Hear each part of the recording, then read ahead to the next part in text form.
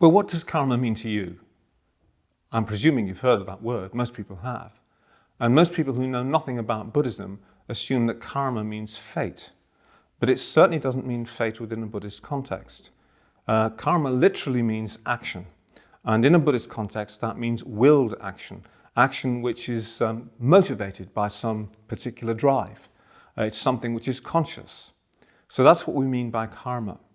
But when people speak about karma, perhaps not knowing very much about it, what they probably have in mind is what we call karma vipaka. That is to say, the consequences of actions. And this is really what I want to talk about. Karma vipaka, or the consequences of actions. Well, of course, first of all, it implies that our actions do have consequences. And they do. They have consequences not just for me, if it's me that's under scrutiny, they have consequences for other people too. Everything we do in the world affects not just other people, but also ourselves. And Buddhism distinguishes three kinds of action. There's actions of body, actions of speech, and actions of mind. And they're all equally important. And in fact, perhaps you could even say that, well, maybe you could say that actions of mind are the most important, actually. But they all have their origins in mind. Because our actions express our mental states. If I'm in an irritable mood, I'm likely to speak harshly to you. If I'm in a very happy mood, I'm likely to speak more appreciatively or kindly towards you. So our mental states are really, really important. So this leads to another distinction, which is that we distinguish between what we call skillful mental states and unskillful mental states. So a skillful mental state is one which is rooted in positive emotions. An unskillful mental state is one which is rooted in negative emotions. So our actions, which are expressions of these emotions, are determined by, they're determined by positive and negative emotions. So that if I'm in a grouchy mood, I'm likely to shout or fly off the handle or whatever. And if I'm in a positive mental state, well, that's not likely to happen. So the quality of our mental states is really, really important. And that's why ethics are so important. We try to change the quality of our mental states. None of us are perfect. We need to work on our mental states. We need to learn to see what our negative mental states are. We need to see how they influence our actions, both to the detriment of other people and ourselves. And we need to see how we can change that. We need a method to change those unskillful mental states, and therefore the actions which are an expression of them, positively. So we have meditation practices which help us to do that. But primarily, we try to act in an ethical way. We try to act in a way which, for example, doesn't cause harm to anybody else. The most fundamental principle of Buddhist ethics is the principle of non-harming.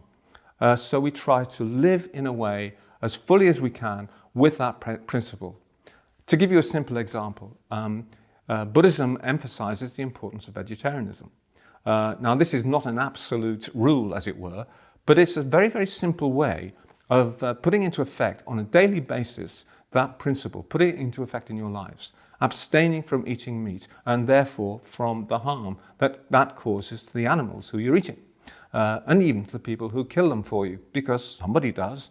This is really important. It's a way that reminds you every day that you're acting in accordance with that principle of non-harming.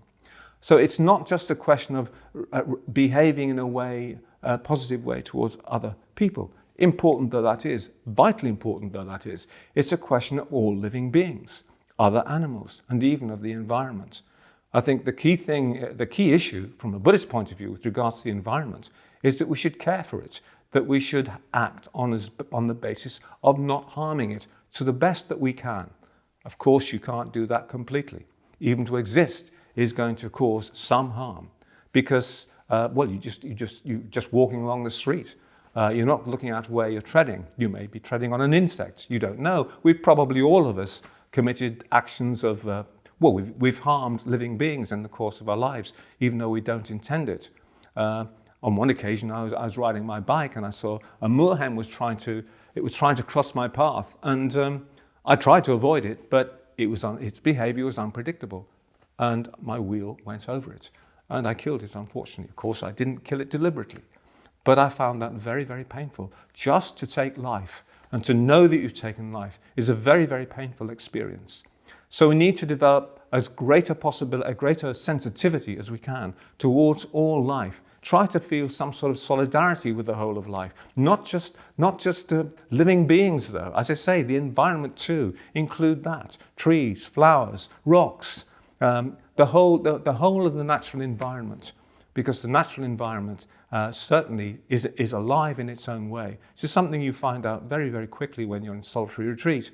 I've spent a lot of time in solitude in my life. And when you're alone for a long period of time, you feel that your companions are the animals. You feel that your companions are also the trees and the rocks. There's something living in them. So this is just one example of how we try to live ethically, bearing in mind the consequences of our own actions.